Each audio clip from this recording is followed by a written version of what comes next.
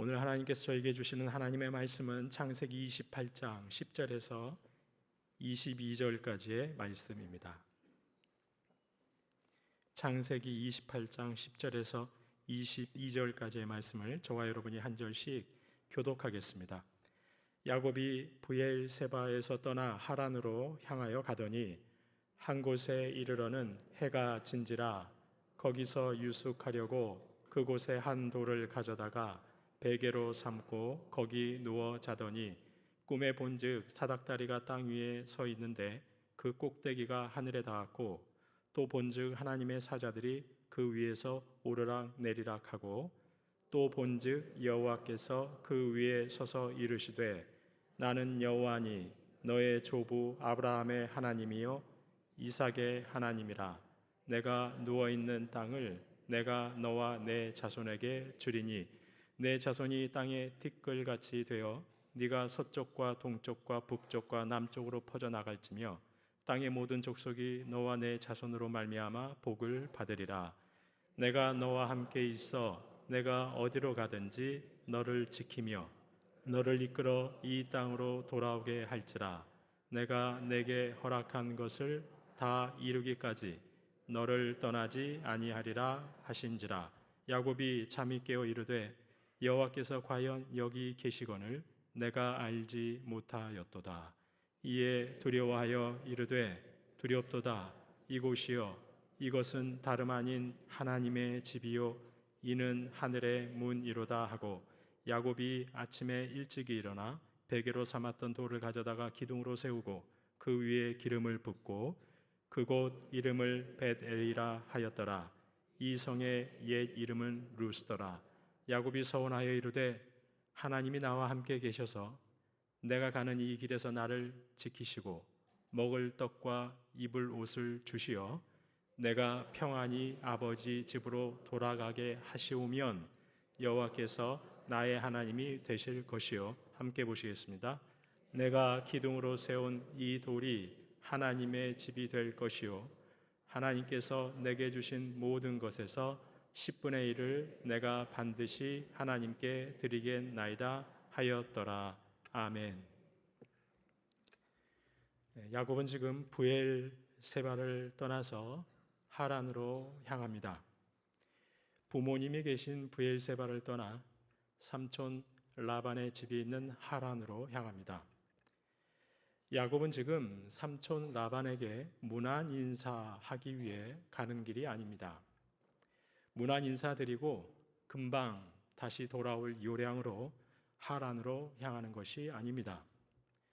아버지를 속였고 형을 속였고 장자의 복을 가로챘습니다. 가만히 있었으면 하나님께서 어련히 알아서 장자의 복을 주셨을 텐데 일종의 사기를 친 것입니다. 사기가 발각되어 살기 등등한 형을 피해 달아나는 길입니다. 언제 돌아올지 모르는 도망의 길입니다. 막막합니다. 앞이 보이지 않습니다. 아무리 머리로 계산을 해보아도 계산이 되지 않습니다. 그러다 한 곳에 이르렀습니다. 오늘 본문 11절 한 곳에 이르러는 해가 진지라 거기서 유숙하려고 그곳에 한 돌을 가져다가 베개를 삼고 거기 누워 자더니 어느 한 곳에 이르렀을 때 해가 졌습니다. 앞이 보이지 않을 정도로 막막하고 계산이 서지 않는 야곱의 여정처럼 해가 져 밤의 어둠이 내려 앉았습니다. 야곱은 유숙하기 위해 돌 하나를 가져다가 베개로 삼고 누웠습니다. 부모님 품은 안락합니다. 먹을 것도 있고 편안한 잠자리도 있습니다. 하지만 부모님을 떠난 야곱은 이제 안락함이라고는 전혀 찾아볼 수가 없습니다. 낯선 곳에서 어둠 가운데 돌을 베개에 삼아 잠을 청합니다. 야곱의 심정이 어떠했을까요? 두려움 그리고 좌절로 뒤범벅이 되었을 것입니다. 야곱은 지금 누구를 탓할 수도 없습니다. 누군가를 원망할 수도 없습니다. 자신의 잘못입니다. 자신이 속인 겁니다. 억울하다고 하나님께 하소연할 수도 없습니다. 오늘 본문 낯선 곳에 이르러 돌 베개를 베고 잠을 청하는 상황은 어쩌면 야곱의 인생에서 가장 짙은 어둠의 밤이었을 것입니다. 성도님 여러분, 저희의 인생길 역시 때로 야곱과 같을 때가 있습니다. 깊은 어두움, 절망, 외로움, 두려움으로 가득할 때가 있습니다. 앞이 캄캄합니다. 막막하고 두렵기만 합니다. 마치 돌을 베개 삼고 누운 것처럼 몸과 마음이 고달플 때가 있습니다. 생애 가장 어두운 밤, 도저히 잠을 이룰 수 없을 만큼 고통스러운 불면의 밤을 지날 때가 있습니다. 그런데 그런 저희에게 오늘 본문은 말씀합니다. 12절 말씀 보시면 꿈에 본즉 사닥다리가 땅 위에 서 있는데 그 꼭대기가 하늘에 닿았고 또 본즉 하나님의 사자들이 그 위에서 오르락 내리락 하고 야곱이 꿈에 보았습니다. 반복해서 꿈에 본즉 또 본즉 야곱은 세 가지를 보았습니다. 첫째, 땅에서 하늘에 닿는 사닥다리를 보았습니다. 정확하게는 이 사닥다리는 당시 고대 문명에서 보이는 계단입니다. 계단. 땅부터 하늘까지 닿은 계단을 보았습니다. 둘째, 하나님의 사자들이 즉 천사들이 그 계단을 오르락 내리락 하고 있는 것을 보았습니다. 그리고 셋째, 이어지는 13절입니다. 또 본즉 여호와께서 그 위에 서서 이르시되 그 계단 끝, 하늘 닿은 그 끝에 서 계시는 여호와 하나님을 보았습니다. 나는 여호와니 너의 조부 아브라함의 하나님이요 이삭의 하나님이라. 네가 누워 있는 땅을 내가 너와 내 자손에게 주리니. 야곱은 지금 다른 누구의 잘못도 아니고 자신의 잘못으로 브엘세바를 떠나고 있습니다. 자신의 잘못이기 때문에 감히 하나님을 찾지도 못합니다. 하나님의 이름을 부르지도 못하면서 절망에 빠져 있습니다. 그런데 그런 야곱에게 하나님이 먼저 찾아오셨습니다. 그리고 보여주셨습니다. 하늘까지 연결된 계단을 보여주셨습니다. 그 계단을 오르락내리락 하는 하나님의 사자들을 보여주셨습니다. 무엇보다 그 계단 위에 서 계신 하나님을 보여주셨습니다.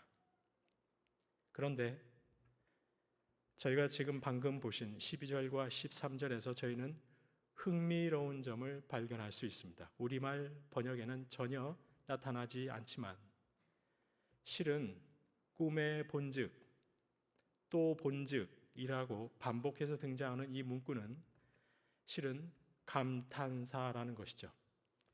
지난 주일에 저희가 살펴보았던 에서가 본즉, 에서가 또 본즉, 반복해서 등장했던 에서가 본즉이라는 그 의미는 동사입니다. 번역한 그대로 에서가 보았다는 겁니다. 하지만 오늘 본문 야곱이 꿈의 본즉, 야곱이 또 본즉이라는 문구는 감탄사라는 것이죠. 보라, 사닥다리다. 보라, 하나님의 사자들이다. 보라, 여호와 하나님이시다. 두려움과 절망에 빠진 야곱을 찾아오신 하나님을 보고 야곱은 놀라지 않을 수 없었던 겁니다. 그는 무척 놀랐습니다. 감히 하나님의 이름을 부르지도 못하고 민망하고, 그런데 하나님께서는 그런 자신을 찾아오신 것이죠. 어찌 놀라지 않을 수 있겠습니까? 어찌 감탄하지 않을 수 있겠습니까? 그리고 감탄하면서 보라 외치는, 보라고 외치는 야곱의 외침은 마치 야곱이 이 시간 저와 여러분을 향해 외치는 것만 같습니다. 여러분 역시 눈을 들어서 보라고. 보라, 저 계단을 보라. 하나님의 사자가 오르락내리락 하는 것을 보라. 그리고 보라, 아브라함의 하나님, 이삭의 하나님, 그리고 바로 나의 하나님이 저 계단 끝에 서 계신 것을 보라. 마치 하나님께서 저와 여러분을 야곱의 이 장면 안으로 초대하고 계시는 것만 같습니다.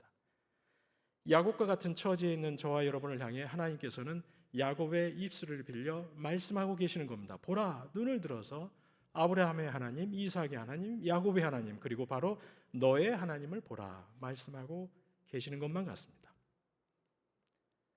그저 두렵고 막막하고 외로움과 절망에 떨어져 있는 야곱에게도 먼저 찾아오신 하나님, 그분께서는 오늘 야곱을 통해 저와 여러분에게 외치고 계시는 겁니다. 이 야곱에게 찾아간 하나님은 인생의 짙은 어둠에 떨어져 있는 나에게, 절망과 두려움에 있는 나에게 찾아오셔서 말씀하시는 겁니다. 아무에게도 말하지 못한 채 홀로 웅크리고 앉아 눈물 짓는 나에게 눈을 들어 보라. 먼저 찾아와서 내 앞에 있는 나 여호와 하나님을 보라라고 말씀하고 계시는 겁니다. 성도님 여러분, 오늘 본문은 야곱의 인생에서 가장 절망스러운 밤이었습니다. 야곱이 이전에 겪어보지 못했던 좌절의 밤이었습니다. 그런데 역설적이게도 야곱에게 가장 어두운 밤, 실은 가장 가까이에 누가 계셨던 것입니까? 가장 외롭고 두려운 밤, 그런데 가장 가까이에 바로 하나님이 계셨던 겁니다. 그래서 꿈에서 깬 야곱이 뭐라 고백하고 있습니까? 오늘 본문 16절 말씀 저희가 함께 읽겠습니다. 야곱이 잠이 깨어 이르되 여호와께서 과연 여기 계시거늘 내가 알지 못하였도다. 여호와께서 과연 여기 계시거늘 내가 미처 알지 못하였도다. 막막하고 두렵고 절망적인 돌베개 베고 잠잔 바로 그 자리에 하나님이 계셨던 것입니다. 야곱이 절망하고 주저앉은 그 자리가 실은 하나님이 가장 가까이 계시는 곳이었습니다. 단지 야곱이 스스로 깨닫지 못했을 뿐이었습니다. 그렇습니다. 하나님께서는 저와 여러분이 두려움과 막막함에 잠 못 이룰 때 멀리서 구경만 하시는 분이 결코 아닙니다. 혼자 외로이 눈물 짓는 바로 그 자리에 임재하시는 하나님이십니다. 오히려 내 생의 가장 연약한 순간이 도리어 나를 강하게 붙들고 계시는 주님의 손길을 가장 선명하게 느낄 수 있는 은혜의 시간이 되는 것입니다. 평안할 때는 몰랐습니다. 부모님의 장막에서 알랑 누릴 때는 미처 몰랐습니다. 그런데 그때는 미처 몰랐던 하나님의 이 세밀한 사랑과 돌보심이 가장 어둡고 외롭고 두려운 밤 한가운데서 비로소 야곱의 눈에 보이기 시작했던 것입니다. 성도님 여러분, 혹시 지금 인생에서 가장 절망하고 두렵고 어두운 긴 터널을 지나고 계시지는 않으십니까? 그렇다면 바로 지금 이 시간 가장 가까이에 하나님께서 임재하고 계신다는 사실을 잊지 마시기 바랍니다. 여호와께서 과연 여기 계시거늘 내가 미처 알지 못하였도다. 바로 이 자리에 계시는 그 하나님을 바라보실 수 있는 저와 여러분 되시기를 주님의 이름으로 축원합니다. 그렇다면 이 하나님 꿈에 야곱에게 나타나셔서 무엇을 말씀하고 계십니까? 하나님께서는 먼저 네가 지금 누워있는 땅을 너와 내 자손에게 주리라고 약속하십니다. 아브라함과 이삭에게 약속하셨던 땅에 대한 약속을 야곱에게도 하십니다. 그리고 내 자손이 땅의 티끌같이 되어 사방으로 퍼져나갈 것이라고 약속하십니다. 그리고 땅의 모든 족속이 너와 내 자손으로 말미암아 복을 받으리라 약속하십니다. 이 역시 할아버지 아브라함, 아버지 이삭에게 하신 약속인데 이제 야곱에게도 하나님이 직접 약속하십니다. 그럼 지금 하나님께서 야곱에게 말씀하시는 이 약속, 지금 하나님이 뭐라고 말씀하시는 것입니까? 네가 바로 아브라함과 이삭을 이어 나와 언약을 맺는 언약의 계승자라고 하나님이 직접 확인해주고 계시는 겁니다. 이어 15절입니다.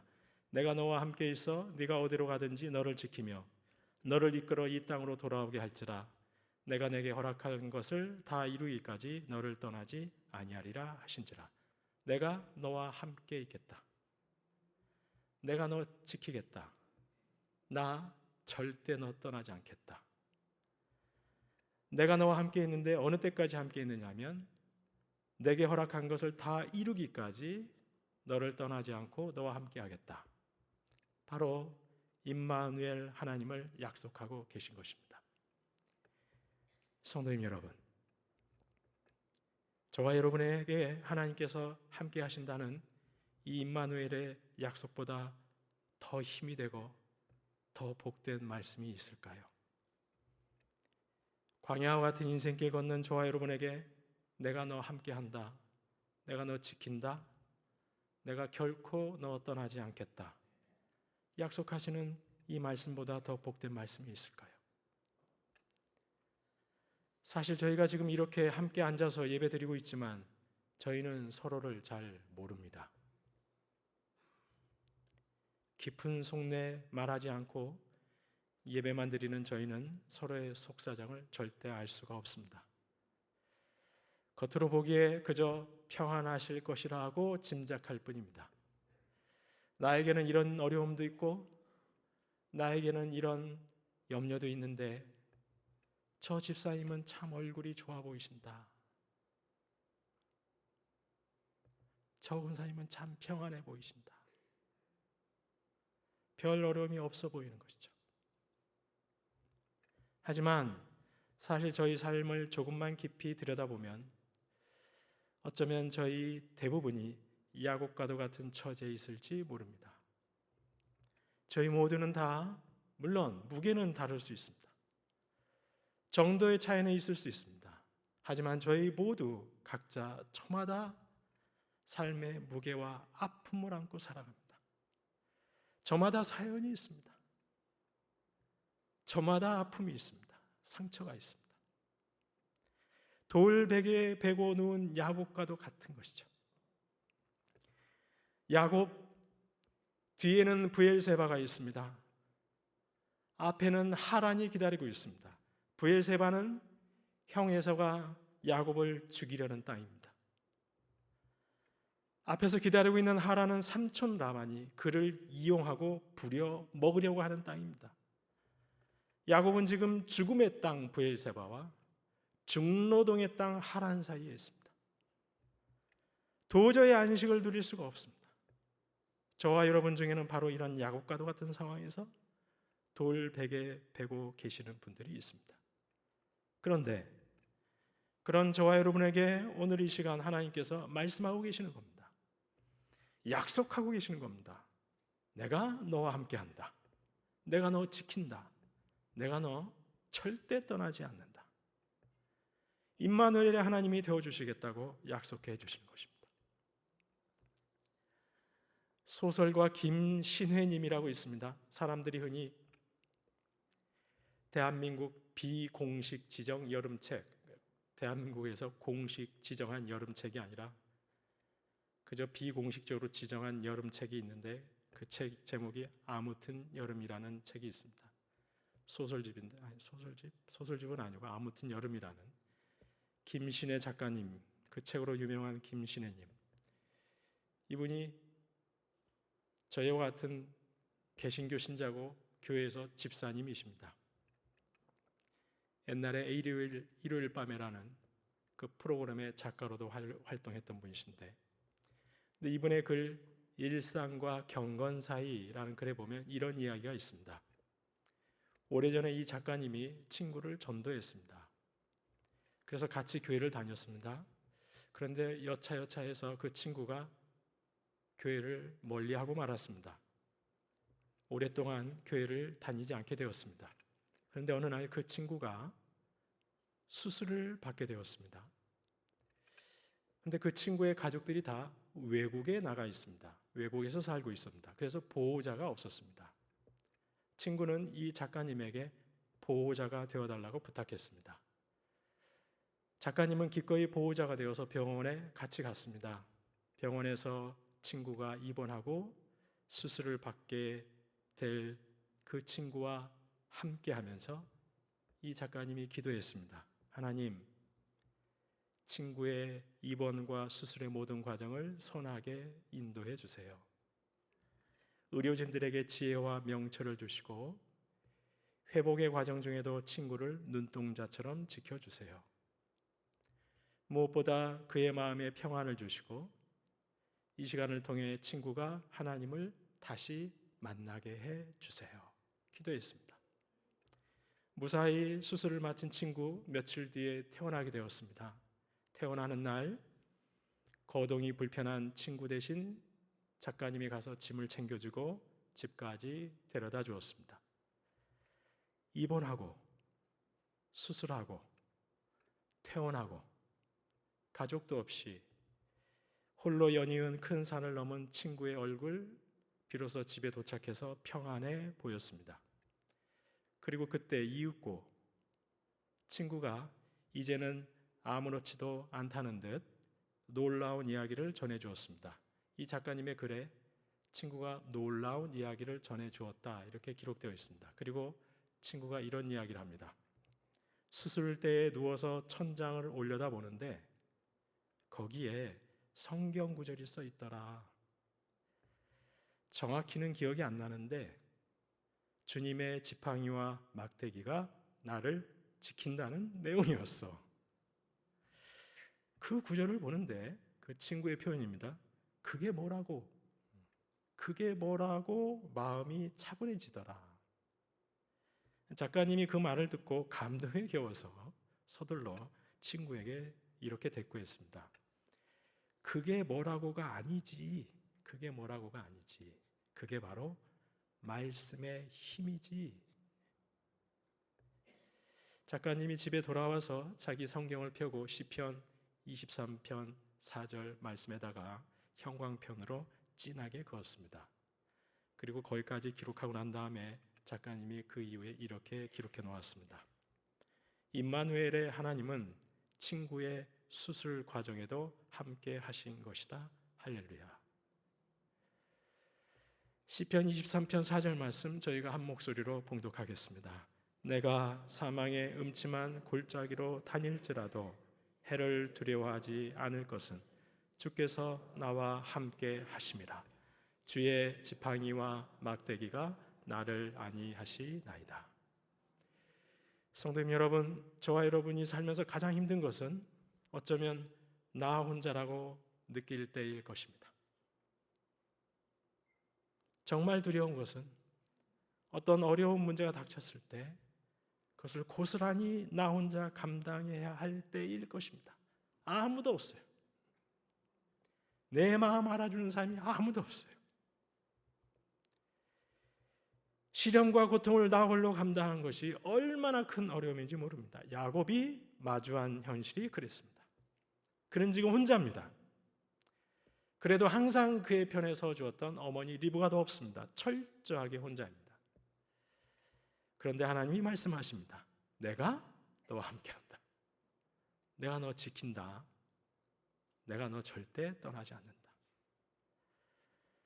성도님 여러분, 저와 여러분이 때로 사망의 음침한 골짜기로 다닐지라도 해를 두려워하지 않을 수 있는 것은 주께서 나와 함께 하시기 때문입니다. 주의 지팡이와 막대기가 나를 안위하시기 때문입니다. 임마누엘의 하나님이 나와 함께 하시기 때문입니다. 오늘 하나님의 이 약속의 말씀을 저와 여러분의 신비에 새기실 수 있기를 소망합니다. 내가 너와 함께 있어서 네가 어디로 가든지 내가 너 지킨다. 내가 결코 너 떠나지 아니하리라 라고 약속하시는 이 주님의 말씀 앞에 아멘으로 화답하실 수 있기를 주님의 이름으로 축원합니다. 이렇게 야곱은 꿈에서 하나님 만났습니다. 약속의 말씀 받았습니다. 그리고 야곱은 자신의 인생에서 가장 어둡고 깊은 절망의 돌베개 자리, 그곳을 이제 이렇게 부릅니다. 17절 말씀. 이에 두려워하여 이르되 두렵도다. 이곳이여 이것은 다름 아닌 하나님의 집이요 이는 하늘의 문이로다 하고, 하나님의 임재를 경험한 모든 인생이 그렇듯 야곱은 두려웠습니다. 그리고 그 절망의 자리, 어둠의 자리를 하나님의 집, 하나님의 문이라고 부릅니다. 아침에 일찍 일어나 베개로 삼았던 돌 가져다가 기둥으로 세우고 그 위에 기름을 부었습니다. 그곳의 이름을 벳엘이라 불렀습니다. 바로 하나님의 집, 벳집, 엘로임 하나님, 하나님의 집이라 불렀습니다. 이제 베델은 야곱에게 잊을 수 없는 곳입니다. 야곱에게 하나님을 만난 곳이고 약속의 말씀을 받은 곳이고 야곱 인생에게 베델은 이제 성지가 되는 것이죠. 지난밤 그곳은 두려움의 땅이었습니다. 좌절의 땅이었습니다. 그러나 하나님을 만나고 약속의 말씀을 받고 이제 그곳은 더는 두려움과 좌절의 땅이 아니라 이제 야곱은 그곳을 하나님의 집, 하늘의 문이라고 부릅니다. 아침에 일어난 야곱의 상황, 바뀐 것이 있습니까? 하나도 없습니다. 야곱의 처지 바뀐 거 하나도 없습니다. 살기 등등한 형에서 전혀 바뀌지 않았습니다. 죽음의 땅 브엘세바가 갑자기 생명의 땅? 그렇지 않습니다. 앞에서 기다리고 있는 중노동의 땅 하란이 환대의 땅으로 바뀌었습니까? 그렇지 않습니다. 바뀐 것 하나도 없습니다. 그러나 하나님을 만난 야곱이 바뀌었습니다. 그래서 같은 장소인데 그것을 바로 하나님의 집이라고 부르고 있습니다. 이제 그는 하나님만 바라봅니다. 저와 여러분이 참 좋아하는 찬송가 288장, 예수를 나의 구주 삼고, 그 가사는 분명히 오늘 본문의 말씀을 묵상하고 가사로 지은 것이 틀림없다고 생각합니다. 찬송가 288장 2절 가사입니다. 온전히 주께 맡긴 내 영, 사랑의 음성을 듣는 중에 천사들 왕래하는 것과 하늘의 영광 보리로다. 내가 너와 함께하리라 말씀하시는 하나님의 사랑의 음성을 들었습니다. 그 사랑의 음성을 듣는 중에 하나님의 사자들이, 바로 천사들이 오르락내리락 왕래하는 것을 봅니다. 그 계단 하늘 끝에 계신 하나님의 영광, 하늘의 영광을 봅니다. 그러자 이어지는 3절, 주 안에 기쁨 누림으로. 주님의 약속의 말씀을 듣고 주님의 임재를 경험하니까 이제 주 안에서 기쁨을 누립니다. 마음의 풍랑이 잔잔해졌습니다. 괴로움과 두려움과 좌절로 요동치던 내 마음이 잔잔해졌습니다. 그리고 세상과 나는 간 곳 없고 구속한 주만 보이도다. 세상과 내가 간 곳도 없이 사라져버렸습니다. 이제 내 눈에는 구속한 주만 보이는 겁니다. 구속한 주만 보이는 겁니다.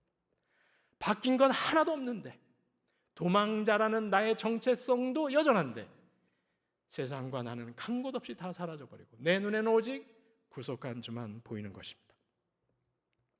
성도님 여러분, 저와 여러분 역시 인생의 가장 어두운 그 불면의 밤 찾아오셔서 약속해 주시는 그 하나님, 그 하나님의 음성 듣고, 그 하나님의 음성 듣고 주 안에서 기쁨 누리실 수 있기를, 마음의 풍랑 잔잔해지실 수 있기를, 세상과 나는 간 곳 없고 나에게 함께 하겠다고 약속해 주시는 그 구속의 주만 바라보실 수 있는 저와 여러분 되시기를 간절히 소망합니다.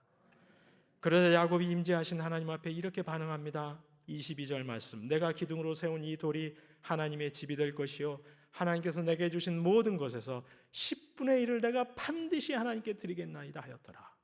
모든 것을 움켜쥐려고 했던 야곱이 이제 하나님께 10분의 1 드리겠다고 서약합니다. 물론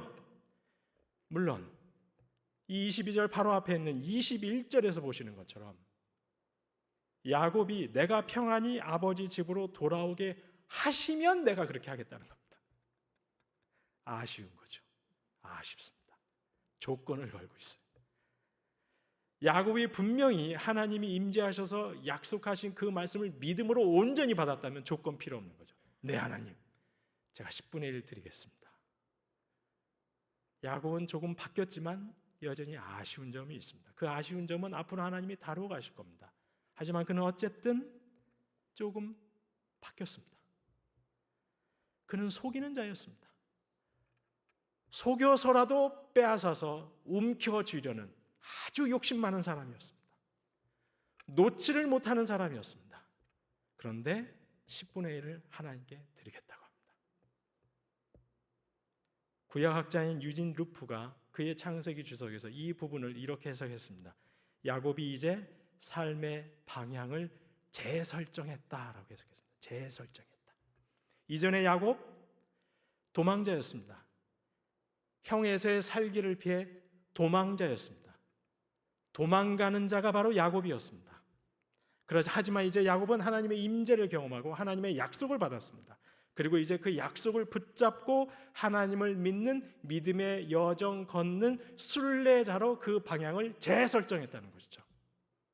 도망자에서 하나님의 약속의 말씀을 붙잡고 사는 믿음의 여정 걸어가는 순례자의 삶으로 자신의 삶의 방향을 재설정했다는 것이죠.